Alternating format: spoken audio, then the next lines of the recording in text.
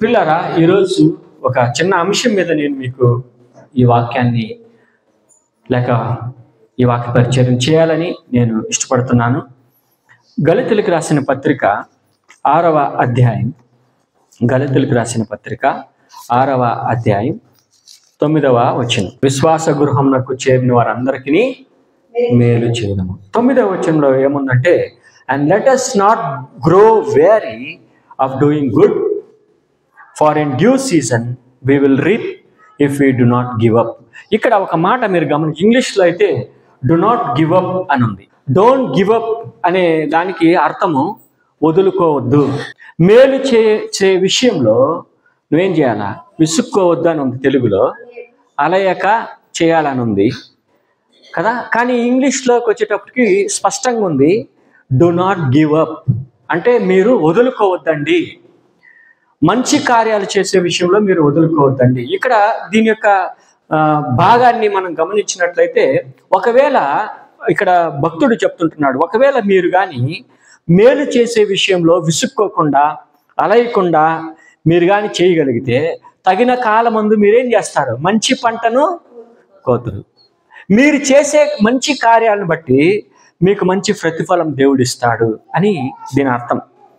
భక్తుడు ఇక్కడ చెప్తున్న మాటలు అదే పౌలు భక్తుడు. ఇక్కడ ఈ గలతీ సంఘం గురించి మనం కానీ చూసినట్లయితే, భయంకరమైన ప్రజలు, వాక్యాన్ని అంటే సిద్ధాంతాలని బాగా పరిశీలన చేసేవాళ్ళు, ఇంటికి వెళ్ళిన తర్వాత మళ్ళీ వాళ్ళ ఆలోచన చేసేవాళ్ళు, ఇంకా కొంతమంది తప్పుడు బోధ చేసేవాళ్ళు ఉంటున్నారు, రాంగ్ డాక్టరీన్స్ మీద డిస్కషన్ చేసేవాళ్ళు ఉంటున్నారు మందిరంలో. ఇవన్నీ జ్ఞాపకం చేసుకొని పౌలు ఏం చేస్తున్నాడంటే వాళ్ళని హెచ్చరిస్తున్నాడు. అంటే దీని యొక్క చరిత్ర మనకి ముఖ్యం కాదు, ఇక్కడ పదము అక్కడ ఏమంటున్నాడంటే, పౌలు ఆ సంఘానికి ఈ ఉత్తరం రాస్తూ మీరు ఒకరి పట్ల ఒకరు భారమును వహించాలి అన్న ఉద్దేశంతో ఆయన చెప్తున్న మాట ఏంటంటే, మీరు విసుక్కోకుండా, మీరు అలయకుండా మీరు మంచి కార్యాలు చేయాలి. ముఖ్యంగా ఏంటంటే విశ్వాస గృహమునకు చేరిన వారు అంటే ఏంటి? దేవుని మందిరంలో ఉంటున్న ప్రజలు, మన సహోదరి సహోదరులు. ఒకరికొకరు మనం ఏం చేయాలా? సహాయం చేసుకోవాలి, మేలు చేయాలి. మేలు చేసే విషయంలో విసుక్కోకూడదు, మనం అలయకూడదు. అలయకుండా అంటే వేరే అంటే సమస్యలిపోకూడదు. మనం ఉత్సాహంగా మనం మేలు చేసే విషయంలో ఉత్సాహంగా చేయాలి. విశ్వాస గృహంలో దేవుని మందిరంలో ఉంటున్న వారిని, మన సహోదరి సహోదరులను మనం ఒకరినొకరు బలపరుచుకోవాలి. ఒకరు భారం ఒకరు మనం ఏం చేయాలి? మోయాలి, వహించాలి, సహాయం చేయాలి. ఆ విధంగా మనం చేయగలిగితే దేవుడు మనకి మంచి ప్రతిఫలము ఇస్తాడు. అంటే ఇక్కడేముంది? తగిన కాలమందు నీవు మంచి పంటను కోతువు. అంటే దీని అర్థం ఏంటి? మనం మంచి విత్తనము వేస్తే మంచి పంట వస్తుంది. హల్లెలూయా. సేమ్ పౌలు భక్తుడు ఈ గలతీ సంఘానికి రాస్తూ అక్కడ ఉంటున్న విశ్వాసాన్ని హెచ్చరిస్తున్నాడు. ఏమనంటే, మీరు మంచి కార్యాలు చేయగలిగితే విసుక్కోకుండా, సనుక్కోకుండా, గొనుక్కోకుండా, అలయకుండా, అలసిపోకుండా మీరు మంచి కార్యాలు గుర్తించి, నా సహోదరి సహోదరులు లేకపోతే మందిరంలో ఉంటున్న వారు, మన మందిరానికి సంబంధించి వారు కష్టాల్లో ఉన్నారు, బాధలో ఉన్నారు, ఇబ్బందులలో ఉన్నారు, సమస్యలతో ఉన్నారు అని మీ వంతు సహాయం మీ వల్ల అయింది. దేవుడు మిమ్మల్ని ప్రేమించి మిమ్మల్ని బలపరిచి మీకు అనుగ్రహించిన శక్తి కొలది, మిమ్మల్ని దీవించిన శక్తి కొలది మీరు ఒకరికొకరు మన భారమును వహించి, లేకుంటే మనం ఒకరినొకరు మనము ఆదరించుకొని సహాయం చేయగలిగితే దేవుడు మంచి పంటను మనకిస్తాడు. అంటే మన దినములు మంచిగా ఉండబోతాయి కదా. ఈ సంవత్సరంలో ఒక తీర్మానం తీసుకుందాం. ఎన్నో తీర్మానాలు తీసుకొని ఉండొచ్చు మనం, కానీ ఈ తీర్మానం కూడా మనం తీసుకుందాం. ఈ సంవత్సరంలో మనం మన సహోదరి సహోదరులు ఎవరైనా సరే, మన మందిరమే కాదు, కానీ ఇక్కడ స్పష్టంగా ఏముందంటే, do good everyone especially to those who are of the household of faith. అంటే విశ్వాస గృహమునకు చెందిన వారికి మేలు చేయుడి అని ఉంది. మందిరంలోనే కాదు కానీ మన సమాజంలో కావచ్చు, మన బంధువులు కావచ్చు, స్నేహితులు కావచ్చు, మన ఇరుగు పొరుగు వారు కావచ్చు, ఎవరైనా సరే మనకు బాగా తెలిసిన వారు, మనల్ని ప్రేమించేవారు, మనల్ని అభినందించేవారు, వీరి పట్ల మనం ఏం చేయాలా? మేలు చేయాలి. మన మంచి కార్యాలు మేలు చేయడం అంటే ఏంటి? సహాయపడడం. హల్లెలూయా, హల్లెలూయా. ముఖ్యంగా మన గురి ఏంటి? ప్రాధాన్యంగా అంటే మనము మేలు చేయాలి. మేలు చేసే విషయంలో ఇంకొక కార్యం చేస్తాం. మనం మేలు చేయుట ద్వారా మనం ఒకరికొకరు సేవ చేసుకుంటాం. హల్లెలూయా. ఒకరికొకరు మనము సేవ చేసుకుంటున్నాం. Serving one another in the household of faith, doing good in the household of God amongst the believers. అంటే మన విశ్వాసుల మధ్య మనం ఏం చేస్తున్నాం? మేలు చేయాలి. ఒకరినొకరు మనం సర్వ్ చేసుకోవాలి, అంటే సేవ చేసుకోవాలి, సహాయపడాలి, మనం సహాయం చేయాలి.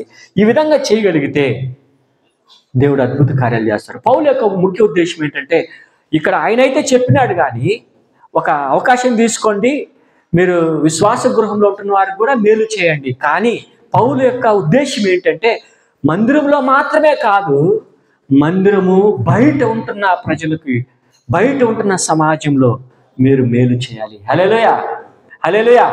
ఈరోజు ఈ వాక్యం యొక్క ముఖ్య ఉద్దేశం ఏంటంటే, ఒకవేళ నీవు మంచి కార్యాలు చేయగలిగితే వదులుకోవద్దు. ఈ పదాన్ని మనసులో పెట్టుకోండి. డోంట్ గివ్ అప్ అంటే ఇదే నా అంశం. డోంట్ గివ్ అప్ అంటే వదులుకోవద్దు. ఏంటి వదులుకోవద్దు అంటే, మంచి కార్యాలు చేసే విషయంలో వదులుకోవద్దు, మంచి కార్యాలు చేసే విషయంలో విసుక్కోవద్దు, మంచి కార్యాలు చేసే విషయంలో అలసిపోవద్దు. ఉత్సాహముతో దేవుడు నిన్ను ఆశీర్వదించిన కొలది నీకు కలిగిన దాంట్లో కొంత నువ్వు ఇతరులకి మేలు చేయాలి, సహాయపడాలి. కేవలం ఆహారము, డబ్బు, వస్త్రాలు మాత్రమే కాదు, మంచి ఆలోచనలు, ఒక మంచి మార్గం చూపించడం, లేదంటే వాళ్ళకి మంచి రికమెండేషన్ చేయడం, వారు బాగుపడడం కోసం, వాళ్ళు మేలుని కోరి ఒక రికమెండేషన్ చేయండి కదా. ఒక మంచి ఉద్యోగంకో, లేకుంటే ఒక పనికో, లేకుంటే చదువుకో, ఏమైతే సంఘంలో లేదంటే సంఘపు వెలుపట ఉంటున్న మనకు తెలిసిన వారి జీవితాల్లో ఏం అవసరతలు అక్కర్లు ఉన్నాయని మనకు తెలుసు. ఆ కార్యాలు మనం చేయగలిగితే దేవునికి మనం దగ్గరగా మనం జీవించగలము. ఆయన మనకు ప్రతిఫలం ఇస్తాడు. అంతేకాదు, ఆయన ఏం చేస్తే మన జీవితంలో అద్భుత కార్యం చేస్తాడు. హల్లెలూయా. పౌలు గురించి మనం కానీ ఆలోచన చేస్తే అనేక శోధనలు వచ్చినాయి పౌలుకి సేవలో. కానీ పౌలు ఒక మాట అంటున్నాడు చూడండి, ఫిలిప్పీయులకు రాసిన పత్రిక 3వ అధ్యాయం 13వ వచనం. సహోదరులారా, ఒకటి చేయుచున్నాను, వెనుకున్నవి మరిచి ముందున్న వాటి కొరకు వేగిరపడుచున్నాను. బాగా గమనించండి కార్యాలు. Brethren, I count myself not to have apprehend, but this one thing I do, forgetting those things which are behind and reaching forth unto those things which are before. అంటే నాకు ముందున్న వాటి కొరకు నేను వేగిరపడుతున్నాను. వెనుకున్నవి మరచి అంటే ఆయన ఆత్మీయ జీవితంలో లేక సేవ జీవితంలో ఆయన అనేక 4 యాత్రలు, సువార్త యాత్రికులు చేశాడు. అనేక మందికి దేవుని యొక్క సువార్తను ప్రకటించాడు. అనేక ప్రాంతాల్లో సంఘాలు కట్టాడు. పౌలు జీవితంలో చాలా సమస్యలు, పోరాటాలు ఎదుర్కొన్నాడు, నష్టాన్ని ఎదుర్కొన్నాడు, అనారోగ్యం ఎదుర్కొన్నాడు, బలహీనమైనాడు. అయినా కూడా ఆయన ఏమంటున్నాడంటే, ఎన్ని ఆయనకు అడ్డొచ్చినా ఆయనకు ముందుంటున్న గురి, ఆయనకు ముందుంటున్న దేవుడు ఆయనకి ముందు ఉంచిన కార్యాన్ని, దేవుడు ఏముంచాడు ఆయన ముందు? సేవాభారం, సేవనుంచాడు. సంఘాన్ని స్థాపించాలని దేవుడు కోరుకుంటున్నాడు. అనేక మందికి ఆయన గురించి ప్రకటించాలని దేవుడు కోరుకుంటున్నాడు యేసు ప్రభువు వారు. ఇక్కడ గమనించినట్లయితే ఆయనకి ఎన్ని అడ్డొచ్చినా ఆయన ఏమంటున్నాడంటే, వెనకున్నవి అన్ని నేను మరిచి నా ముందు నేనేమైతే దేవుడు నాకు ఉంచాడో, నేనేమైతే దేవుని కొరకు చేయాలని అనుకుంటున్నానో ఆ కార్యాన్ని నేను చేయడానికి నేను వేగిరపడుచున్నాను. Forgetting those things which are behind and reaching forth unto those things which are before me. ప్రియులారా, గమనించండి, ఈ నూతన సంవత్సరంలో మనం కూడా పౌలులాగా ఆలోచన చేయాలి. మనకి అడ్డుగా అనేక కార్యాలు రావచ్చు, అనేక సమస్యలు రావచ్చు, కష్టాలు రావచ్చు, బాధలు రావచ్చు, శ్రమలు రావచ్చు, అనారోగ్యములకు గురి అవ్వచ్చు, ఆర్థిక సమస్యలు ఉండవచ్చు.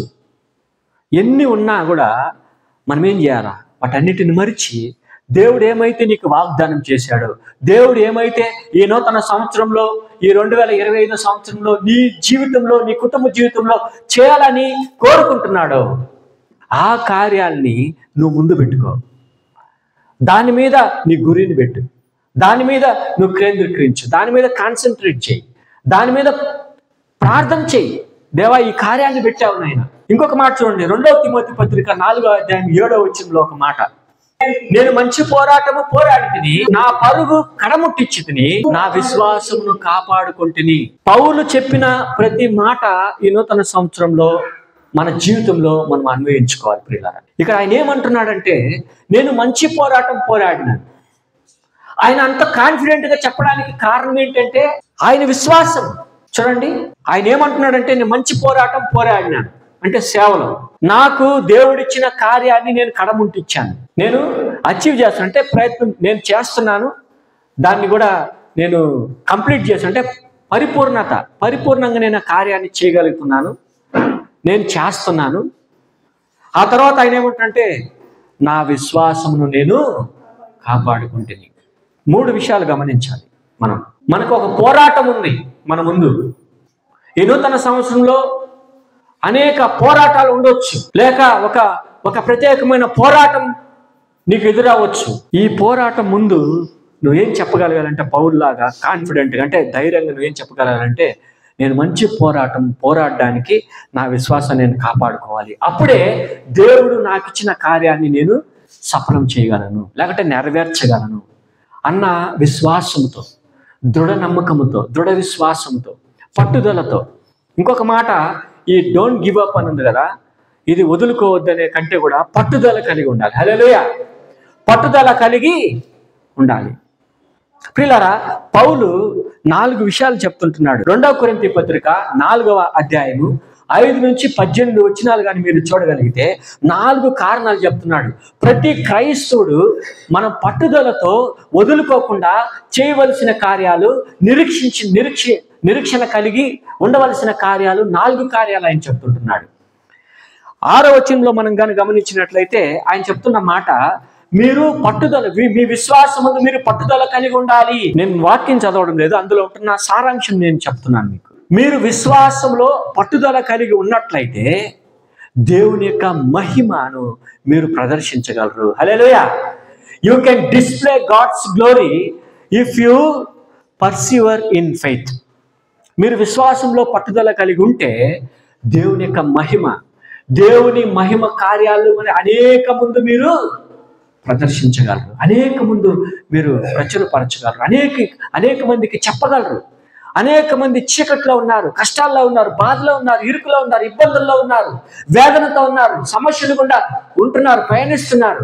వారందరి జీవితంలో నువ్వు ఏం చేయవచ్చు? వెలుగు నింపగలవు. హల్లెలూయా. వారి జీవితంలో నువ్వు మేలు చేస్తే, వారి జీవితంలో నువ్వు వెలుగుని నింపగలిగితే దేవుని యొక్క మహిమను కనపరిచేవాడుగా ఉంటున్నావు. దేవుని యొక్క మహిమ కలిగిన కార్యాలను చేయగలిగిన వాడుగా ఉంటావు. అది దీని అర్థం. 6వ వచనం. ఇక 7వ వచనంలో మనం చూసినట్లయితే, ఒకవేళ మీరు క్రైస్తవులుగా మీరు పట్టుదల కలిగి ఉంటే అసాధారణమైన కార్యాలు దేవుడు మీ పట్ల చేయగలడు, అంటే మీ ద్వారా చేయగలడు. హల్లెలూయా. దేవుడు మీకు శక్తినిస్తాడు.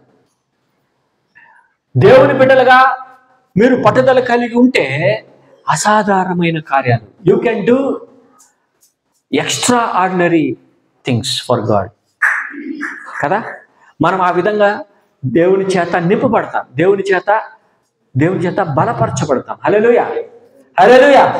ఆ దేవుని యొక్క బలము పొందుకున్న నీవు అసాధారణ కార్యాలు చేయగలవు. ఎప్పుడు? పట్టుదల కలిగి ఉంటే.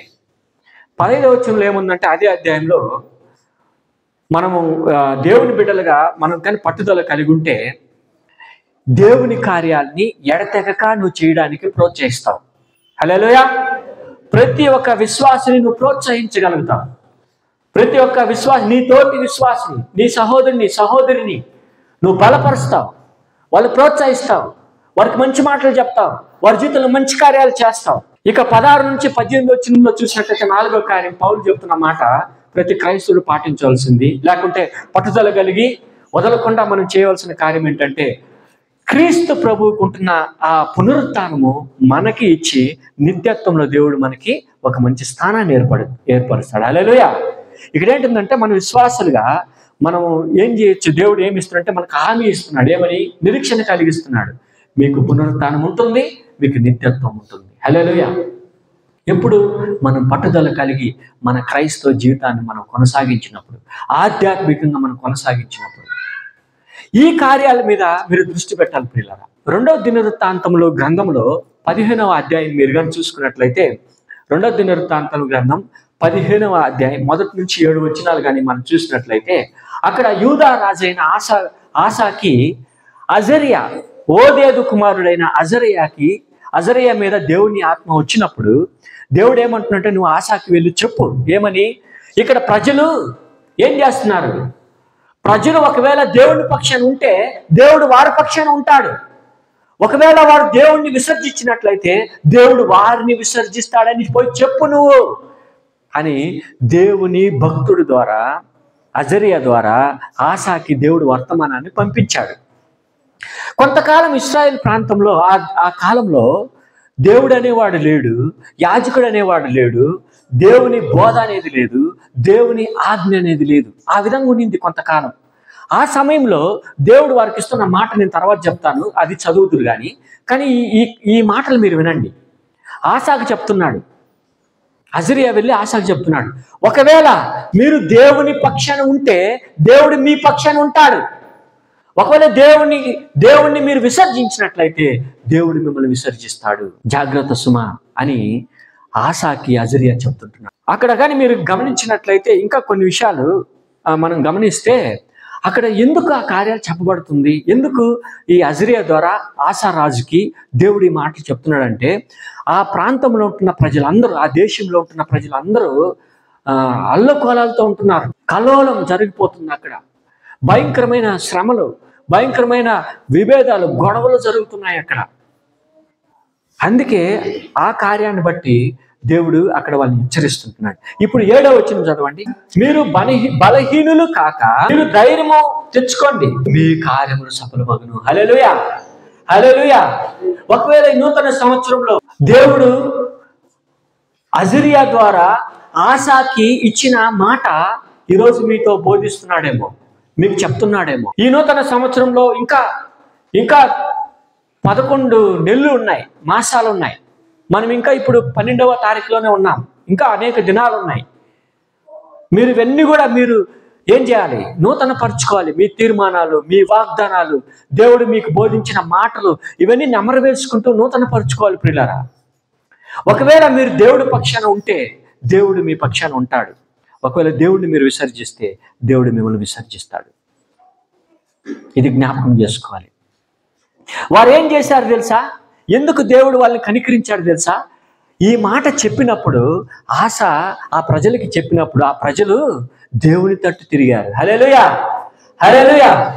వారు దేవుని తట్టు తిరిగారు కాబట్టి దేవుడు వారి పట్ల కనికరం చూపిస్తున్నాడు. అందుకే ఇక్కడ 7వ వచనం ఏముందంటే, but you take courage, do not let your hands B week, for your work shall be rewarded. దేవుని కార్యాలు మన పట్ల ఆయన సఫలము చేయాలంటే మనం ఏం చేయాలా? పట్టుదలతో మనం దేవుని తట్టు తిరగాలి ప్రియులారా. హల్లెలూయా. దేవుని తట్టు తిరగాలి మనం. దేవుడు మన పక్షాన ఉన్నాడని నువ్వు విశ్వసించాలి. ఆయన మీద నువ్వు నమ్మకం పెట్టుకోవాలి. ఆయన మీద ఆధారపడి ఉండాలి. అప్పుడే దేవుడు నీ పక్షాన ఉంటాడు. ఒకవేళ అనేక కార్యాలు, సమస్యలు, పోరాటాలు మన జీవితంలో, మన కుటుంబ జీవితంలో రావచ్చు. అలజడిలు రావచ్చు, గొడవలు రావచ్చు, సమస్యలు రావచ్చు, మిస్అండర్స్టాండింగ్స్ రావచ్చు. ఎన్నున్నా నువ్వు దేవుడిని నీ పక్షాన ఉంచుకుంటే, లేకుంటే దేవుడు నీ పక్షాన ఉంటే కదా అద్భుతాలు చేస్తాడు. ఒకవేళ నువ్వు దేవుని విసర్జించినట్లయితే దేవుడు నిన్ను విసర్జిస్తాడని ఆసాకి అజరియా ద్వారా దేవుడు చెప్తున్న మాట ఈరోజు నిన్ను నన్ను హెచ్చరిస్తుంటున్నాడు పిల్లలు. అనేక కార్యాలు ఉంటున్నాయి, నేను చెప్పిన కార్యాలు. ఇవన్నీ మరొకసారి నెమరు వేసుకోండి. మీరు పట్టుదలతో వదలకుండా మీరేం చేయాలి? మొట్టమొదట ఏం చేయాలి? గలతీ పత్రికలో చెప్పిన రీతిగా విసుక్కోకుండా ఏం చేయాలంట? మంచి కార్యాలు, మేలు కోరి మంచి కార్యాలు చేయండి. విసుక్కోవద్దు, అలిసిపోవద్దు మంచి కార్యాలు చేసే విషయంలో. ముఖ్యంగా మీ విశ్వాస గృహముకు చేరి వారు, ఆ తర్వాత వెలుపట ఉన్నవారు. హల్లెలూయా, హల్లెలూయా. రెండోది ఏంటి? వెనుకున్నవి మరిచి ముందున్న దేవుడు మీకు ఇచ్చిన పని, మీరు అనుకుంటున్న గురి ఏంటో దాని వైపు మీరు పరిగెత్తండి. మూడవది, మీ విశ్వాసాన్ని చివరి వరకు కాపాడుకోవాలి. ఆ విధంగా కాపాడుకుంటే నేను 2 కొరింథీ పత్రిక చెప్పిన రీతిగా చివరిది మీకు పునరుత్థానం ఉంటుంది, నిత్యత్వము ఉంటుంది. హల్లెలూయా. 5వది ఏంటి? ఇక్కడ 2 వృత్తాంతం చెప్పిన రీతిగా ధైర్యం వహించి ఏం చేయాలంట? దేవుని తట్టు తిరిగారు, దేవుణ్ణి ఆశ్రయించారు. ఆ తర్వాత మీరు చదువుకుంటా పోతే ఆశ ఒక గొప్ప రిఫార్మ్ ని క్రియేట్ చేస్తున్నాడు ఆ ప్రాంతంలో. విగ్రహారాధనలన్నీ పడగొట్టి అశుద్ధమైన కార్యాలను తొలగించి గొప్ప కార్యాలు చేస్తున్నాడు ఆశ. ప్రియులారా, దేవుని తట్టు మనం తిరిగితే, దేవుణ్ణి ఆశ్రయిస్తే, దేవుని మీద ఆధారపడితే, దేవుని నీ పక్షాన ఉంచుకుంటే దేవుడు నీ పక్షాన ఉంటాడు. ఇక్కడ పాయింట్ ఏంటంటే, నువ్వు దేవుని నీ పక్షాన ఉంచుకుంటే దేవుడు నీ పక్షాన ఉంటాడు. దేవుడిని విసర్జిస్తే నిన్ను దేవుడు విసర్జిస్తాడు. రెండవ ముఖ్యమైన పాయింట్ ఏంటంటే, ఆయన తట్టు నువ్వు తిరిగితే దేవుడు నీ పట్ల కనికరం చూపిస్తాడు, నీకు ఒక మంచి ప్రతిఫలం ఇస్తాడు. హల్లెలూయా. నువ్వు చేసే ప్రతి కార్యం, నువ్వు చేయాలనుకుంటున్న ప్రతి కార్యం, నువ్వు తలబెట్టబోతున్న ప్రతి కార్యం నూతన సంవత్సరంలో దేవుడు ఏం చేస్తాడు? సఫలం చేస్తాడు. హల్లెలూయా, హల్లెలూయా. ఈ కార్యాలు గమనిస్తాం మనం. ఈ నూతన సంవత్సరం మన జీవితాన్ని దేవునికి సమర్పించుకుని, ప్రభువా అటు కృపను, అటు బలమును, అటు శక్తిని, అటు కృపను, దయను నా పైన ఉంచి నన్ను నడిపించని మనం ప్రార్థన చేయగలిగితే, ఈ మాటలను నెమరు వేసుకోగలిగితే దేవుడు అద్భుతాలు చేస్తాడు. ప్రార్థన చేసుకున్నాం. కృపగల ప్రభువా, ఈ మాటలు మాకు ఇచ్చినందుకు స్తోత్రం. ఈ సమయంలో స్పష్టంగా మీరు మాతో మాట్లాడారు ప్రభువా. డోంట్ గివ్ అప్ అంటున్నారు ప్రభువా. వదులుకోవద్దు, పట్టుదల కలిగి నువ్వు ముందుకు సాగు. ఈ నూతన సంవత్సరం మమ్మల్ని బలపరుస్తున్నారు. ఒకవేళ మేము రకరకాలైన ఆలోచనతో ఉన్నట్లయితే, రకరకాలైన సమస్యలు కూడా మేము వస్తున్నట్లయితే, బలహీనతతో ఉన్నట్లయితే, బలహీనులుగా ఉన్నట్లయితే, అనారోగ్యములతో ఉన్నట్లయితే, శోధనలతో ఉన్నట్లయితే, కష్టాలతో ఉన్నట్లయితే, ఆర్థిక సమస్యలతో మేము ఉన్నట్లయితే ప్రభువా, ఈ నూతన సంవత్సరంలో మేము పట్టుదల కలిగి విశ్వాసంతో మేము ముందుకు వెళ్ళగలిగితే, మాకు ఇచ్చిన పనిని చేసుకుంటూ, మాకు మీరేమైతే ఉద్దేశం బాధ్యతలు కలిగి ఉన్నారో ఆ కార్యాలు మేము చేయగలిగితే, ప్రభువా మేము బలహీనులు కాకనైనా మేము నీ పట్ల తిరిగినట్లయితే, నీ మీద ఆధారపడి ఉన్నట్లయితే, నిన్ను ఆశ్రయించినట్లయితే మా కార్యాలు సఫలం చేస్తానని వాగ్దానం చేశావు. అట్టి కృపను ఈ వాక్యం వింటున్న నీ ప్రియబిడ్డలందరి జీవితంలో, వారి కుటుంబ జీవితంలో మీరు జరిగించి, తద్వారా నీ నామానికి మహిమ పొందుకోమని ప్రార్థన యేసు నామములో అడిగి వేడుకుంటున్నాము తండ్రి. ఆమేన్.